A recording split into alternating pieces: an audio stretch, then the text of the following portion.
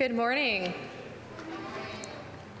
My name is Elizabeth Bromley. I use she, her pronouns, and I am delighted to serve as your Director of Religious Education and Director of Music.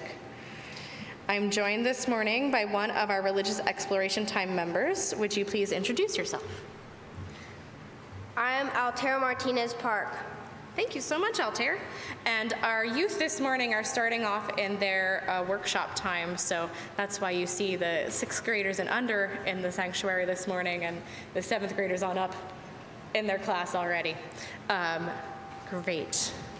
Our chalice reading this morning is The Abundance of Our Lives Together by a kindred spirit of mine, Katie Gelfand.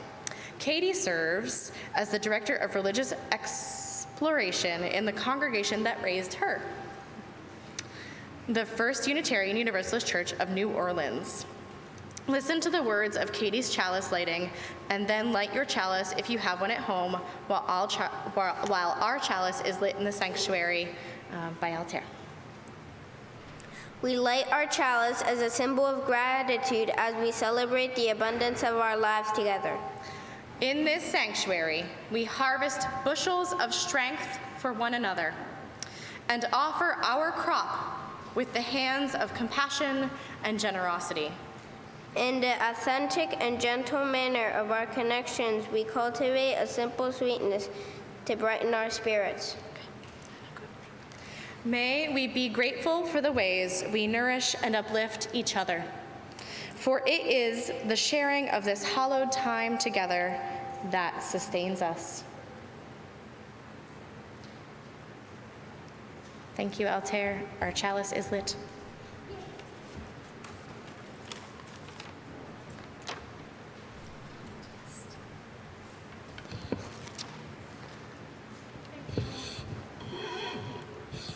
I'm getting the hang of this.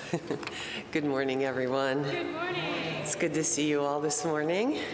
My name is Ramona McCormick. I go by Mona. However, I'd like to welcome everyone to the Unitarian Universalist Church, First Unitarian Universalist Church of Berks County. I forgot to say my pronouns are she and her. Wherever you are this morning, however you are joining us, you are welcome here. We come to this time of worship, make meaning of our lives and the world around us, to connect to the source of life, the spirit of life, and to one another. We come to laugh, to cry, and to be in awe. As we begin our time of worship, we honor the Lenni Lenape people upon whose ancestral land the Unitarian Universalist Church of Berks County is located. As we are gathering, I want to extend a special welcome to anyone visiting with us this morning. To those joining online, please take a moment to write your name in the chat box and let us know where you're joining from this morning and whose ancestral lands.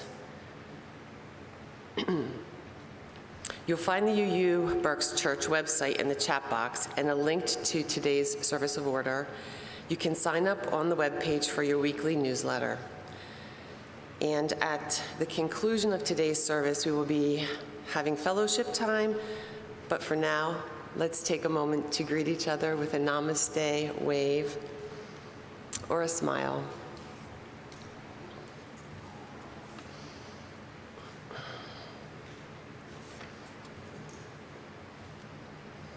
In addition to the chat box, I wanted to mention we're going to start to make announcements from the pulpit as the board, and I'd like to draw your attention to the bulletin board in the Gerber room. Posted on the bulletin board currently are 2 documents. One is the ministry search process for our new settled minister. That will be beginning next winter, 2023. But the timeline, a general timeline, is posted on the bulletin board for that. And in addition to that, there are 5 tasks that the congregation needs to accomplish during the interim period. Those will be facilitated by Reverend Amy. So more on that later. Our service this morning is a celebration of abundance, the abundance of many stories, heritages, and foods, the abundance of what nourishes us, the abundance of what we choose to continue.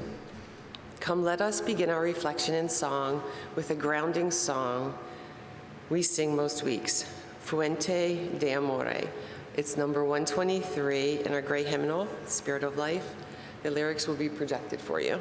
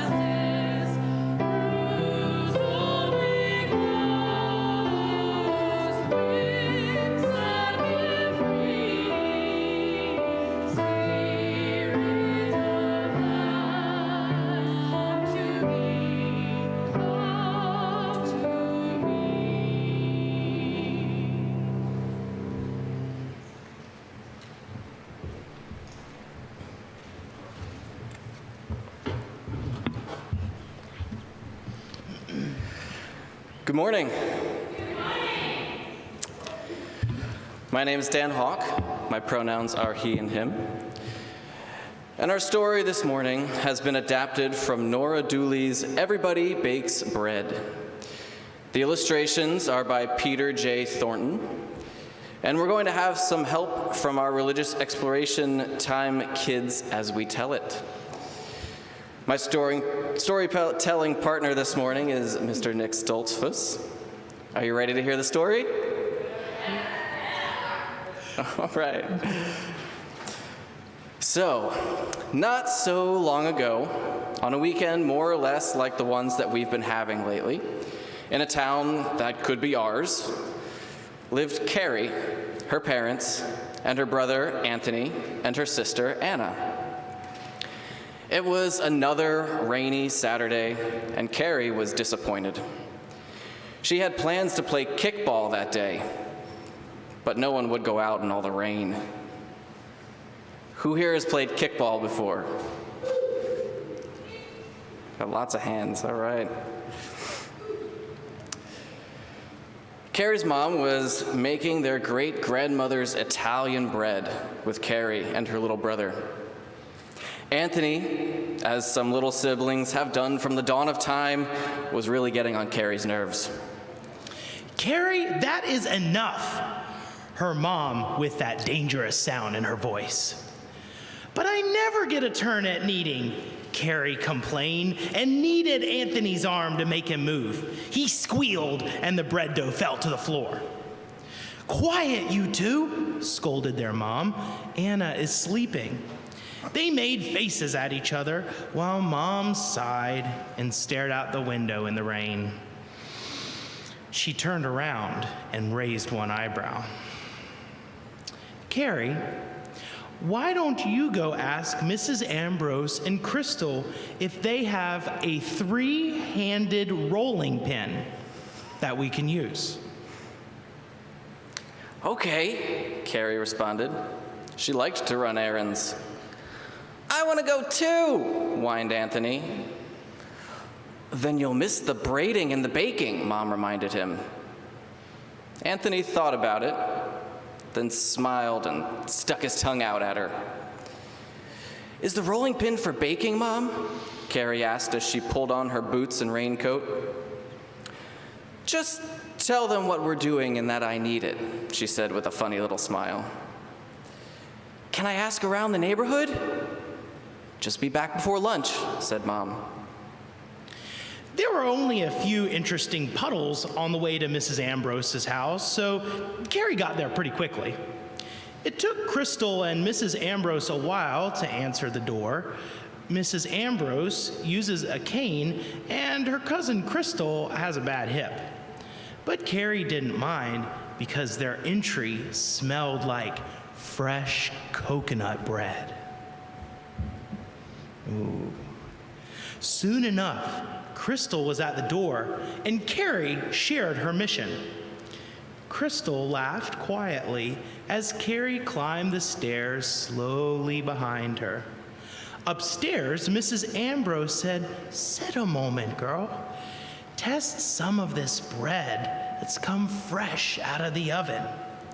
Carrie's nose was right. There on a cooling rack were 2 big loaves of coconut bread. Mrs. Ambrose cut her an end piece, and a puff of steam came out. The bread was heavy in her hand. It was packed with raisins and sweet with coconut. What should I tell my mom about the rolling pin? Carrie asked between bites. Oh, tell her we loaned it to our niece, said Mrs. Ambrose. But you're welcome to come back any time your mother needs something, added Crystal sweetly. Thanks for the bread, Carrie called out as she clomped back down the stairs. It was raining harder than ever when Carrie set out for Rajit's house. His mom has lots of interesting things to cook with. Besides, Carrie thought to herself, Rajit is a good kickball player, and if enough kids would come out, maybe they could have a rainy kickball game. Rajit's mother answered the door. Carrie, come in, come in. What brings you out in this weather? She asked. After Carrie explained about their bread making and her errand, Rajit's mom said, smiling, well, I will check for you, but I was just making paratha with Rajit and his brother. Perhaps you would like to help? Rajit, his mom, and Carrie made the most delicious flatbread right in the frying pan. It was very chewy and nutty tasting. Rajit and Sanjit agreed to play kickball after lunch if Carrie could come get some other kids. Their mom couldn't find the rolling pin, so Carrie was on her way to see Mark DeLoic. She had to ring and ring before Mark heard the bell.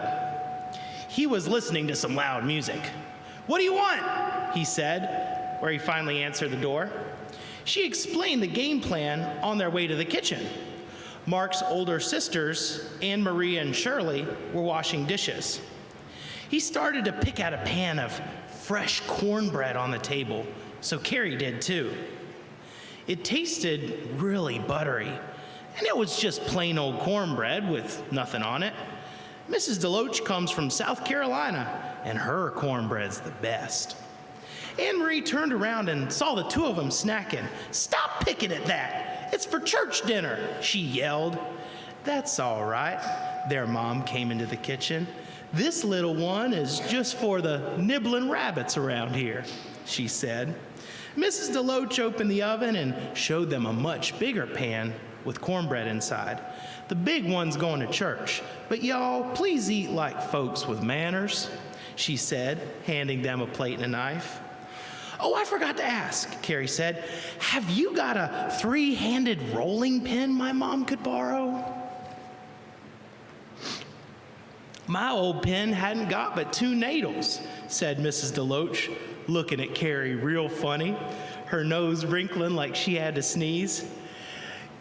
You all can ask her if she needs my 3-legged ladle, though. Anne Marie and Shirley laughed. Carrie did too, even though she didn't really get the joke. I'll tell her, Carrie said, and left. And thanks for the cornbread. Nabil and his sister Amalia lived with their mom, dad, and grandma above the Middle East Oasis restaurant and bakery, which their dad runs. They have lots of different stuff in the restaurant kitchen, so Carrie thought she'd check there next. Grandma Seder answered the apartment door. She is always nice to Carrie and Anthony. Whenever she saw them pass by the restaurant, she gave them free pastries. She is from Lebanon and is very shy about speaking English, so Nabil and Amalia usually translate her Arabic for them. Carrie asked for Nabil and Amalia with her best manners. "Not here," said Mrs. Seder. "Come downstairs." She pointed at a door behind Carrie. "Follow me." They went into the restaurant kitchen, where everyone was busy getting ready for Saturday lunch. Carrie looked around, but didn't see any rolling pins. Nabil and Amalia were helping their uncle take balloon-shaped things out of the oven. "Is this pocket bread?" Carrie asked. "Yep," answered Nabil. "I love the way it looks when it's puffy," she said. "Nabil and I call it cloth bread when it's this fresh, 'cause it's so soft," said Amalia as they brought a basket of bread upstairs. The bread flattened as it cooled, and it was just like a damp cloth. You could roll it or fold it or scrunch it into a ball. Carrie told Nabil and Amalia about the kickball plan while they ate fresh bread with hummus. They told her to ring their bell with the Friends' special code after lunch, and they would come right down. On her way back from the Satirs, Carrie was swinging around parking meters and not really paying attention. That's how she forgot about the huge puddle where the storm swerve backs up. "Look out!" warned a small voice behind her. Too late. A car went zooming by and water splashed right over her head. Carrie was soaked, even in a raincoat. It was Mrs. Max who had called out. She was wet too. "Come in with me, Carrie, and dry off a minute. Maybe have some tea," she suggested. Carrie liked Mrs. Max. Sometimes she helped her with her grocery bags, and Mrs. Max would give her cups of tea in beautiful china she said came from the old country. Mrs. Max lived by herself, right in front of that puddle, in the old brick apartments. Mrs. Max said she was all dressed up because today was the Jewish Sabbath, and she had gone to temple. While she changed, Carrie got a basin of hot water to soak their feet. They sat with towels on their heads and cups of tea in their laps. "I like this bread," Carrie said. "This is challah," said Mrs. Max. "I make a loaf every Friday.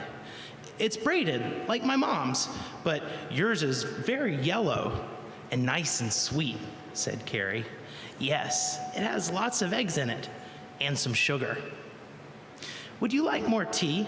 asked Mrs. Max. "And you still haven't told me what you were doing out on a day like today." "Well, we were baking bread today. Anthony and I were fighting, so my mom asked me to run an errand for her. Say, do you have a 3-handled rolling pin?" "A 3-handed rolling pin? Your mother sent you for this?" Mrs. Max was quiet for a moment, but her eyes were twinkling. Finally, she said, "How would you use a 3rd handle, do you think?"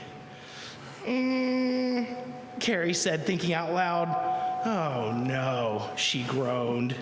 "Oh yes," Mrs. Max answered. "Your mother played a trick on you, perhaps." Carrie laughed out loud. So did Mrs. Max. She finally felt warm again, and it was past noon. Carrie and her friends still needed one more player for kickball, so she said thanks to Mrs. Max and left for her last stop before home.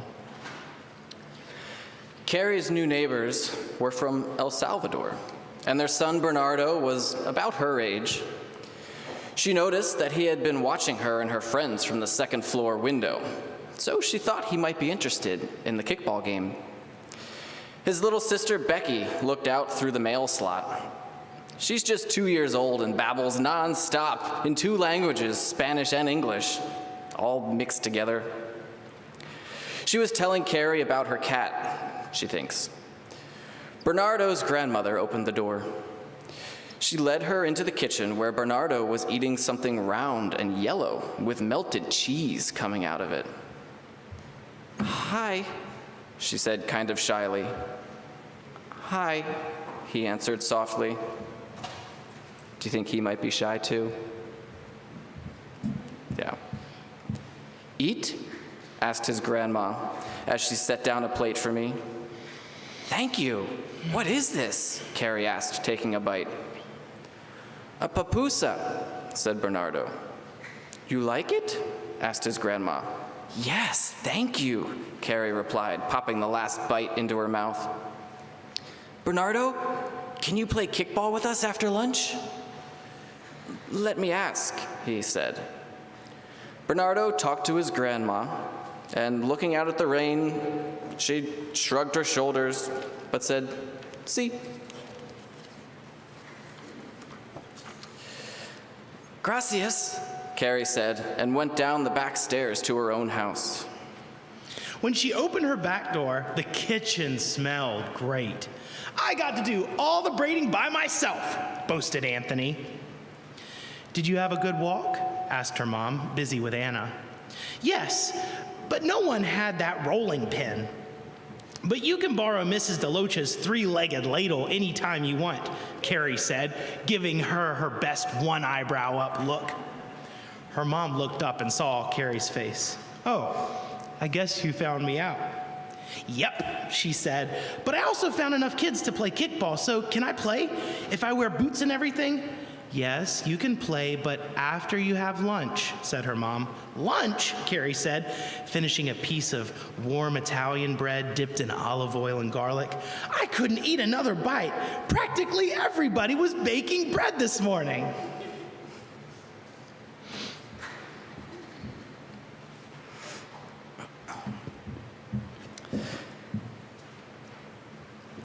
As we learned in our story this morning, it might look and smell a little different from house to house, but we all have something to offer, something to accept. As a community of faith, we share what we can with one another. We offer ourselves through the ministry of this church by giving to and receiving from one another. One of these gifts is our financial resources.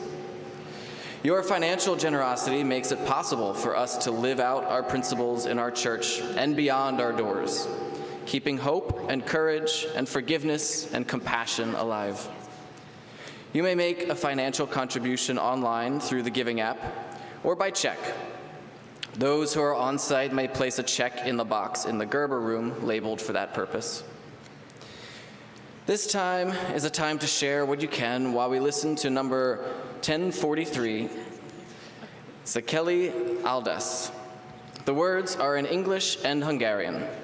This weaving of words was created for First Parish in Concord, Massachusetts, musical pilgrimage to Transylvania back in the summer of 2002.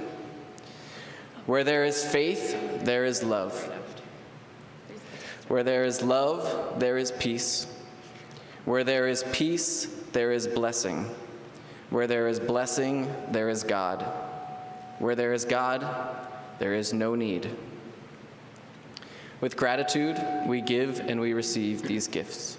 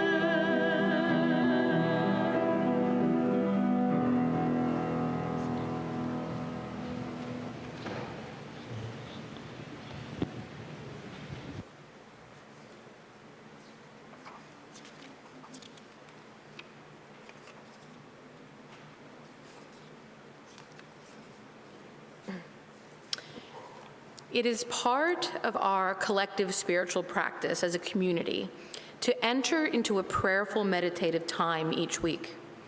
We share our joys and our sorrows. You are invited to take a few minutes to reflect on what you are carrying in your heart and your mind. Those who are online, you may share your joys and sorrows in the chat box, and those on site are invited to come forward and place stones in our common bowl of water in silence for your joys and sorrows. Our hearts this morning are with the friends and family of those killed and wounded last night at Club Q, an LGBTQ nightclub in Colorado. We place the first stone in our water for all those connected to this tragedy.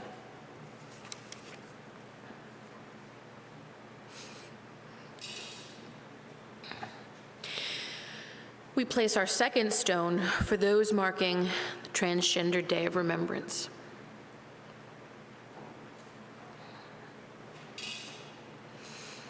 We place our third stone for there to be one day soon where these two stones are not needed. Let us listen now to Dan Matz's offer, a meditative song on piano as we share ourselves with one another.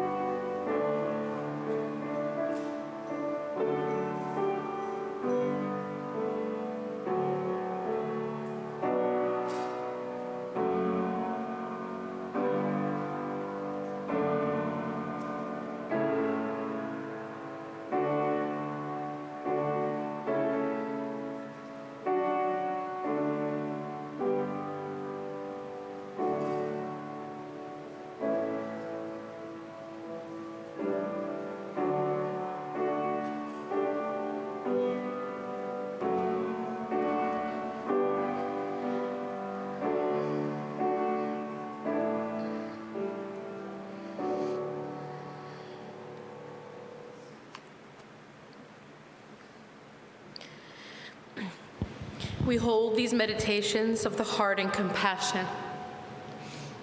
Blessed be.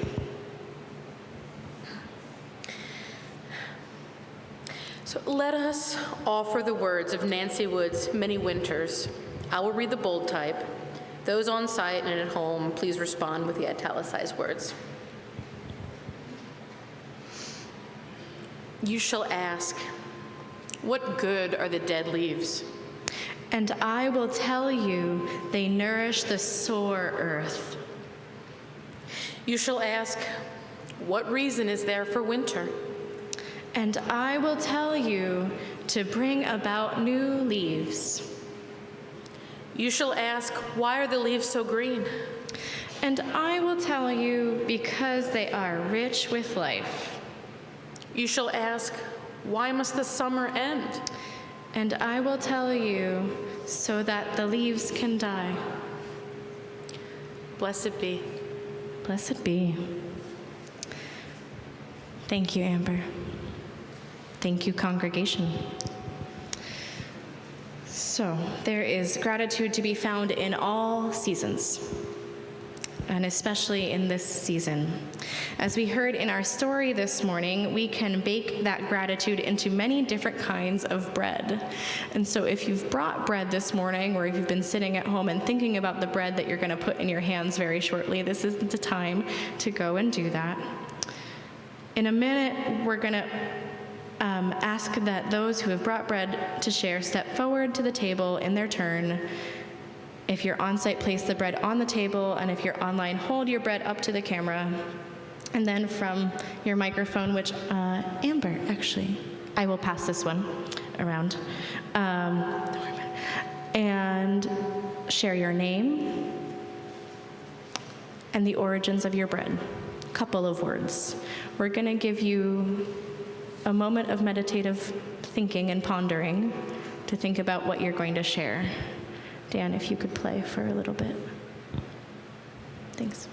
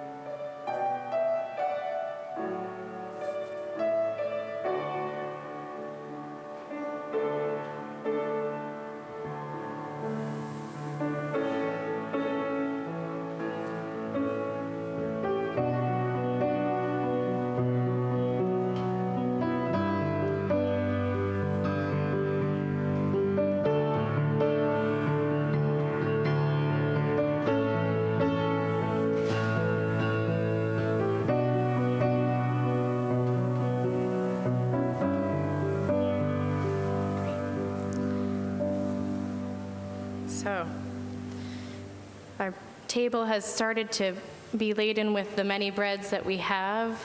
If you'd like to come up and either share what you've placed on the table or come up and place an item and share, that would be wonderful. I think we have a few more, or is it all laden at this point? Come on up, Lauren. Yes, and then we have Randy and we have Pat. And we have Carol. And we have, fantastic. So in your own turn, when the Spirit moves, come up to the microphone, share what you've brought, and your name, and why. Yep, it's on. It's on, okay. Yep. I'm Lauren Fritz, and I am sharing banana bread. Ooh, can we take one moment and pull the red microphone up just a skosh so we can all hear? Fantastic. Can you hear? I'm sharing banana bread. This is a very clear memory I have of being a kid in my house. My mom would always save the black bananas, and wear a green apron, and I have this memory of her in our kitchen baking banana bread, and she would always let us lick the bowl and the beaters, and it's a very fond memory I have.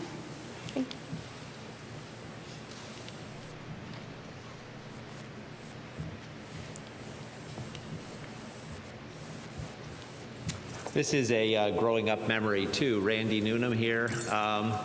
This was my favorite snack growing up at Grandma's house. Whenever we were lucky enough to have our grandmother and grandfather living across the street from us when I was growing up. And we spent every Sunday afternoon with them after church and would have both lunch and dinner with them. And usually there'd be some Cheez-Its involved. Nice. Pour some out here. Fantastic. I'm Carol, and mine is from my childhood, English muffins. I brought the whole package because they make the package exactly the same label for over, they tell me, 126 years. And I am amazed that almost every store sells it all across the country. And it reminds me of my mother, my father, and being home.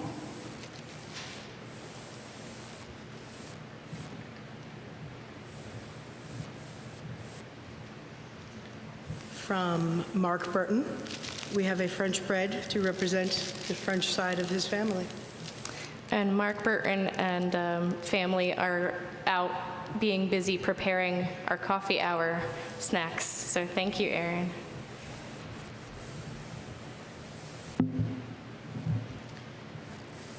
I couldn't bring the bread that I grew up with because they don't make it in Reading or in the States. But one of my best memories is of having tortillas in my aunt's apartment in Mexico City. She lived on the 13th floor of a walk-up building. And before every meal, she would send me and my cousins out to the corner to buy tortillas. And then we would come back with stacks of them. And they were warm and they were soft. They were the best thing on earth.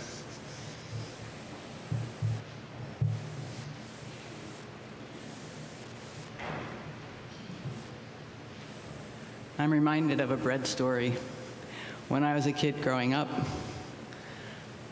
my grandfather had a bakery, and he made really good bread that we didn't appreciate too much. I did not bring the bread that we used to celebrate when we lived in Pottstown, and it was snowy out, and my mom couldn't get to work in Reading, because I wouldn't want you to eat that bread today. But we used to get so excited that we could go to the store and get that squishy, gushy Wonder Bread to make our sandwiches with.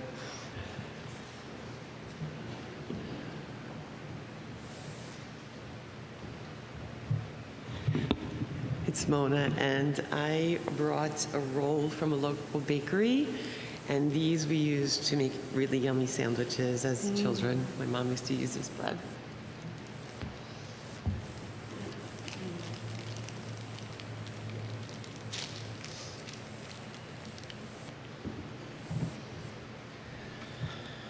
My name is Nick Stoltzfus, and I brought a loaf of homemade sourdough bread in memory of my grandma, Naomi Yoder. My sibling and I were growing up, we'd go over to her house, and she made bread every week or so, homemade bread, and I love the way that her kitchen smelled. And I'm reminded of, today we talked about that, like the leaves that fall, and she's no longer with us, but I feel like her life is nourishing my soul today. And then my wife Jen made bonito pepper jelly for all of us to enjoy. Thank you.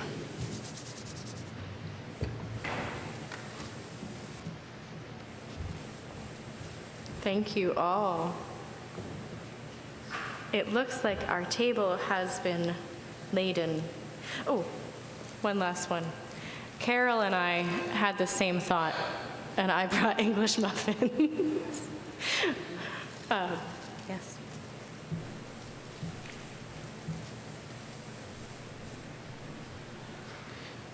So our common table is now laden with the breads of our many origins and our many stories that nourish our spirits and bring us together. But bread, like life, must be broken to be whole, to fulfill a purpose, to embrace, to nourish the bittersweet of life, and to celebrate the joy of it all. And so I've asked Randy to stay up here and some of our kids from Religious Exploration Time to come up and help us mix our breads so that they can be distributed, so that they can be broken and nourish our spirits this morning. Let us break the bread and share it amongst the trays laid out while we join in singing number 402, From You I Receive.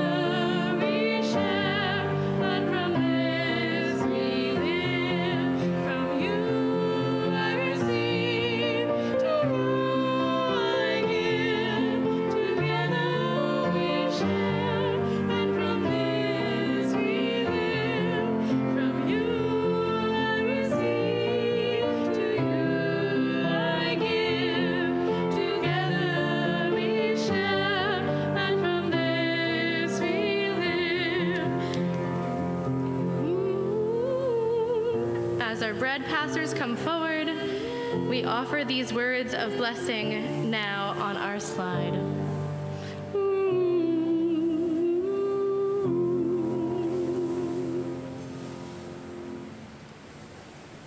Maybe.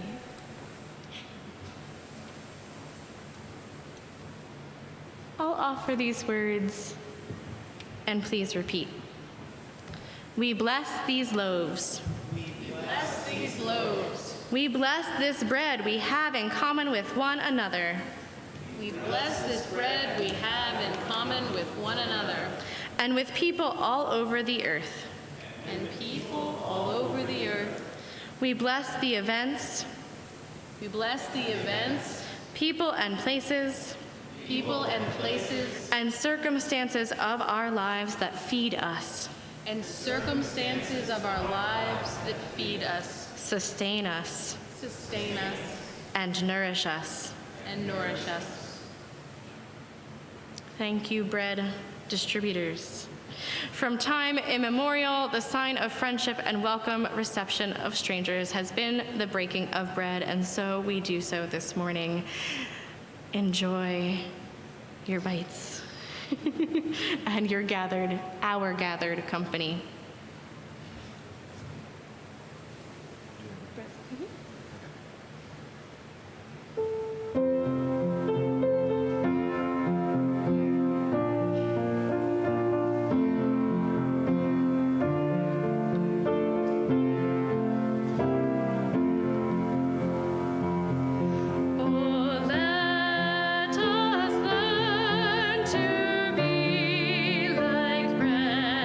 To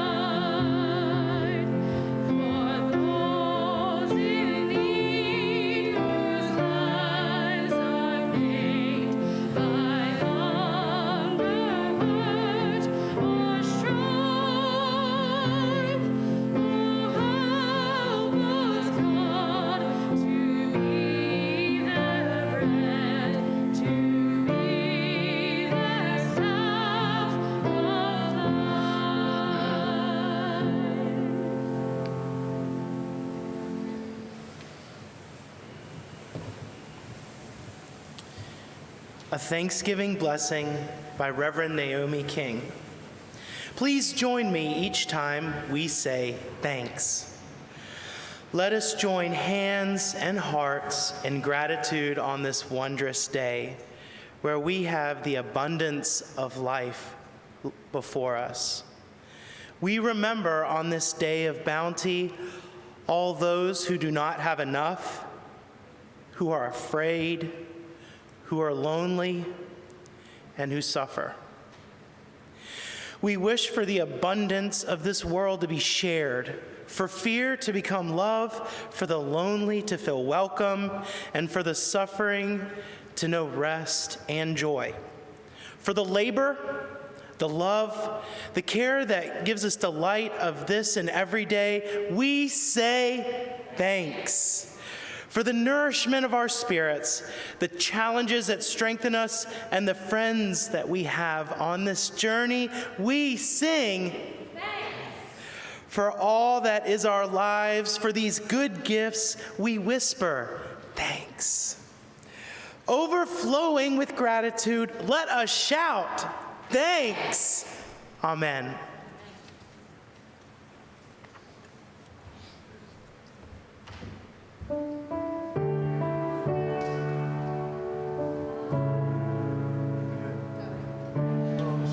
That's okay. Nope. So we have 1032 Dauna Naish to close us out this morning. It's a song of hope. We're going to sing it a couple of times before you come in. It's a song of radical hope. It's a song of whisper and a song of shouting, and we will do both this morning.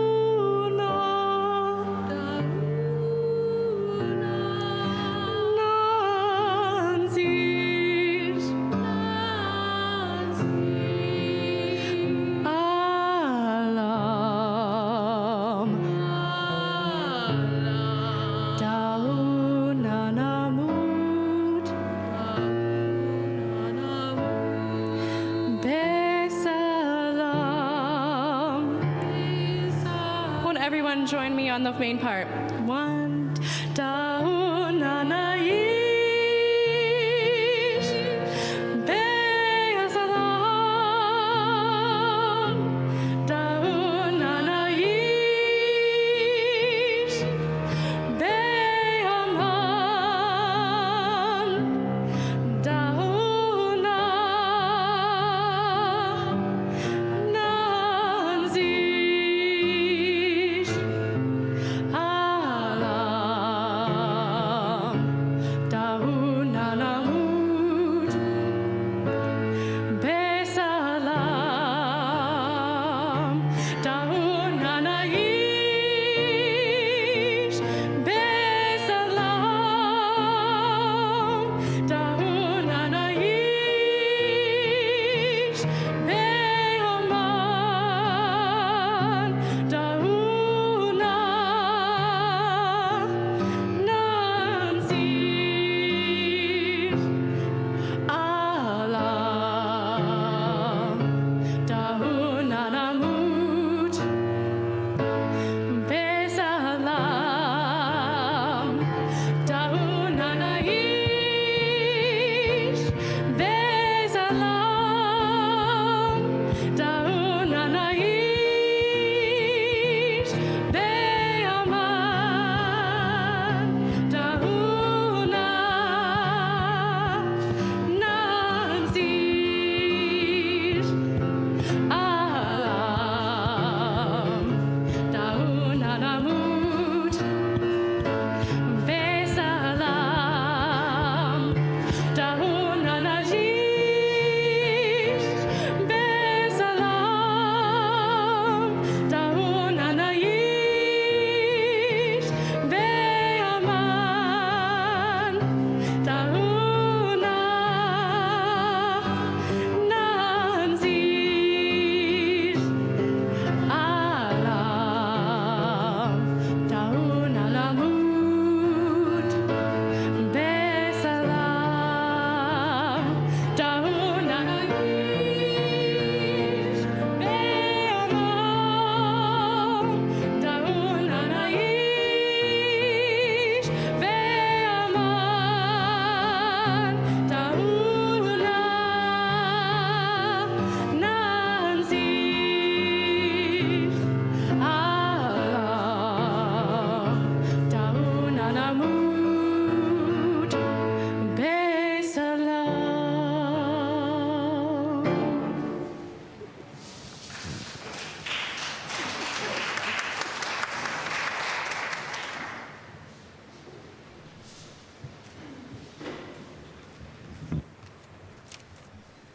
Wow, that was lovely.